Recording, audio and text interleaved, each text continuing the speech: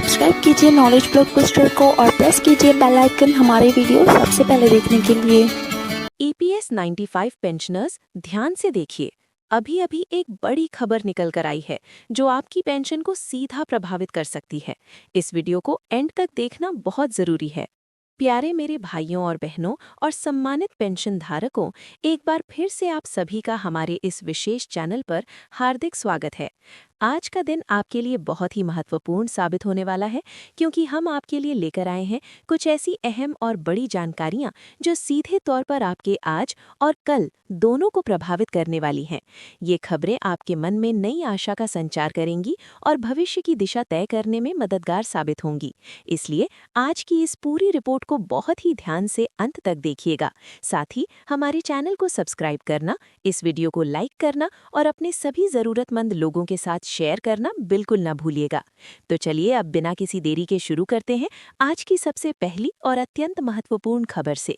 दोस्तों, एक बहुत ही शानदार और उम्मीदों भरी खबर निजी क्षेत्र में काम करने वाले करोड़ों कर्मचारियों और वर्तमान में पेंशन का लाभ ले रहे सभी वरिष्ठ नागरिकों के लिए सामने आ रही है। जी हाँ, आखिरकार वो समय आने वाला है जब प्राइवेट सेक्टर के कर्मचारियों की मासिक पेंशन को बढ़ाने के मुद्दे पर गंभीर और सकारात्मक चर्चा शुरू हो गई है। कर्मचारी भविष्य निधि संगठन यानी कि EPFO के स्तर पर इस विषय को लेकर गहन विचार विमर्श चल रहा है।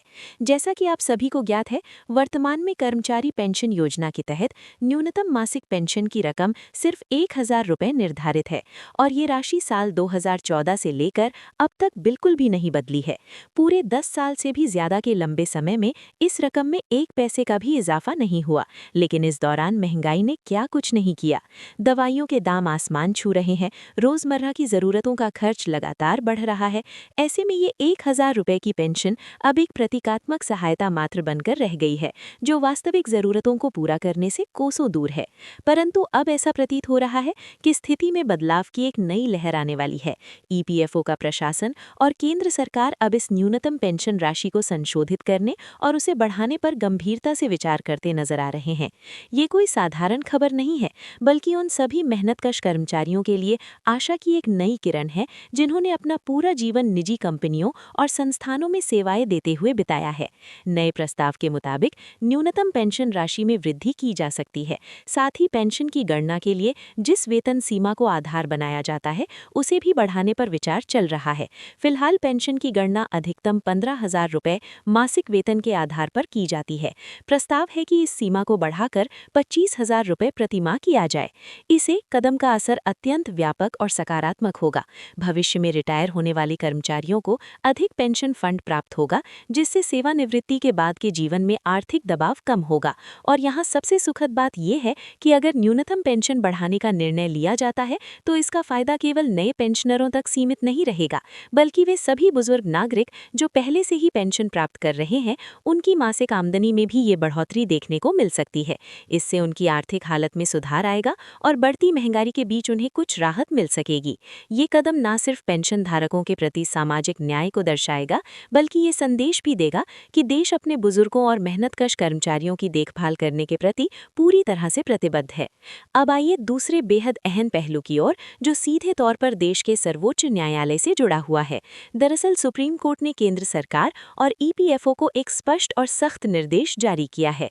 अदालत ने कहा है कि भविष्य निधि और पेंशन गणना के लिए निर्धारित मौजूदा 15,000 रुपये की वेतन सीमा को बढ़ाने पर अगले 4 महीनों के भीतर एक ठोस और अंतिम फैसला लिया जाए।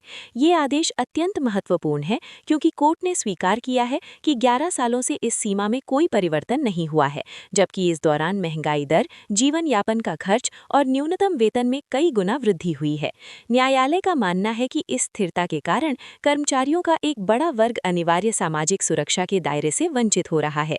सुनवाई के दौरान न्यायमूर्ति JK माहेश्वरी और न्यायमूर्ति S जादूगर की पीठ ने साफ तौर पर कहा कि केंद्र सरकार और अनेक राज्य सरकारों द्वारा निर्धारित न्यूनतम वेतन अब 15,000 रुपये से कहीं अधिक हो चुका है। ऐसी स्थिति में अगर PF की सीमा नहीं बढ़ाई जाती तो बहुत से कर्मचारी जिनका वेतन इससे ज्यादा है, वे EPFO की मुख्य योजनाओं के लाभ से अपने आप ही बाहर हो जाएंगे। ये स्थिति सामाजिक सुरक्षा के मूल उद्देश्य के बिल्कुल विपरीत है। इसलिए कोर्ट ने इस मामले में तुरंत निर्णय लेने की जरूरत पर बल दिया है। रिपोर्ट्स के अनुसार बार सरकार इस सीमा को बढ़ाकर 21,000 या फिर 25,000 रुपए करने पर विचार कर रही है।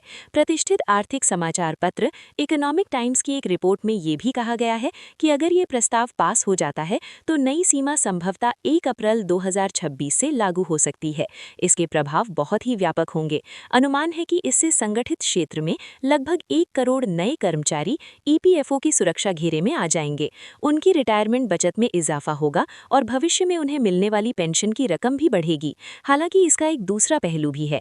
कर्मचारी के हाथ में आने वाली तनख्वाह यानी टेक होम सैलरी थोड़ी कम हो जाएगी क्योंकि पीएफ कटौती बढ़ जाएगी। इसके साथ ही नियोक्ताओं पर भी अतिरिक्त वित्तीय बोझ बढ़ेगा क्योंकि उन्हें भी अपना योगदान बढ़ाना होगा। इन सभी पहलुओं को ध्यान में रखते हुए ही अंतिम निर्णय लिया जाएगा। सुप्रीम कोर्ट ने याचिकाकर्ता को 2 सप्ताह का समय दिया है ताकि वे केंद्र सरकार के समक्ष अपना पक्ष रख सके।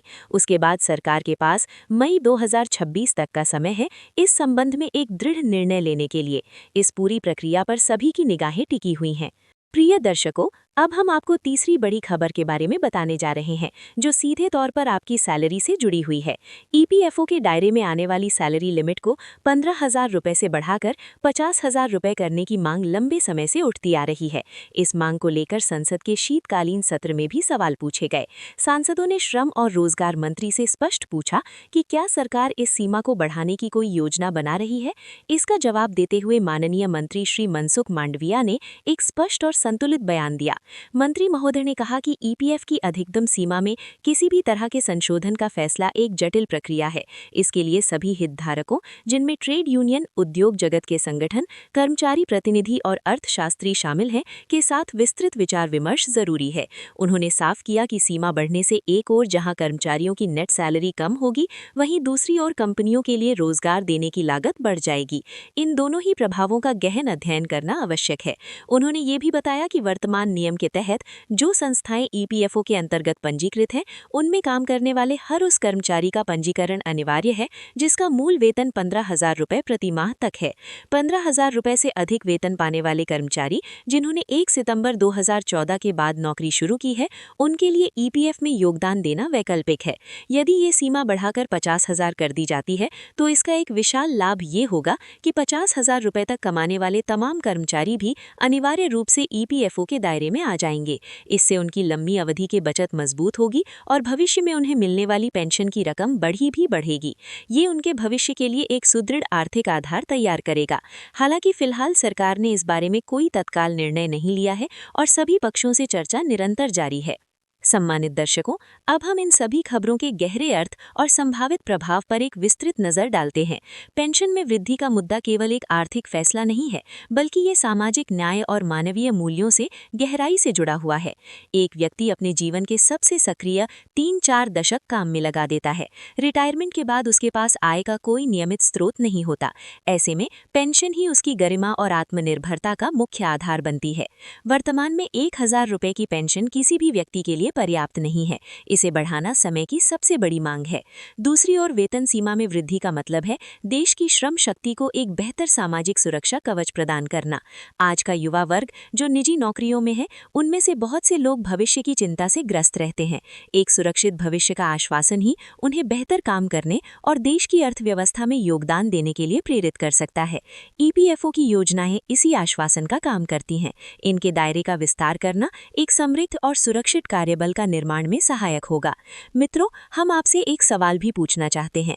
क्या आप जानना चाहते हैं कि अगर वेतन सीमा बढ़ती है तो आपकी मासिक तनख्वाह पर उसका सटीक असर क्या होगा? कितनी रकम पीएफ में कटेगी और आपके हाथ में कितनी रकम आएगी? साथ ही इससे आपकी अंतिम पेंशन राशि पर क्या प्रभाव पड़ेगा? अगर आप इन सवालों के जवाब जानना चाहते हैं तो कृपया कमेंट सेक्शन में हमें जरूर बताएं। आपकी मांग पर हम एक अलग और विस्तृत वीडियो बनाकर इन सभी गणनाओं को सरल भाषा में समझाएंगे। अंत में हम आपसे फिर एक बार निवेदन करते हैं, ये जानकारी आपके और आपके परिवार के लिए अत्यंत महत्वपूर्ण है। कृपया इस वीडियो को अपने सभी पेंशन धारक मित्रों, रिश्तेदारों और सहकर्मियों के साथ अवश्य शेयर करें ताकि वे भी इन संभावित बदलावों से अवगत हो सकें और अपने भविष्य की योजना बना सकें। हमारे चैनल को सब्सक्राइब करके बेल आइकन को दबाना ना भूलें ताकि आप ऐसी ही महत्वपूर्ण अपडेट से जुड़े रह सकें। ये था EPS 95 पेंशन पर आज का सबसे बड़ा और सही अपडेट। वीडियो पसंद आया हो तो लाइक और शेयर जरूर करिए। मिलते हैं अगली बड़ी खबर के साथ। जय हिंद। और ये वीडियो अगर आपको अच्छी लगी तो इसे लाइक और शेयर ज़रूर करिए और इस वीडियो को देखने के लिए धन्यवाद।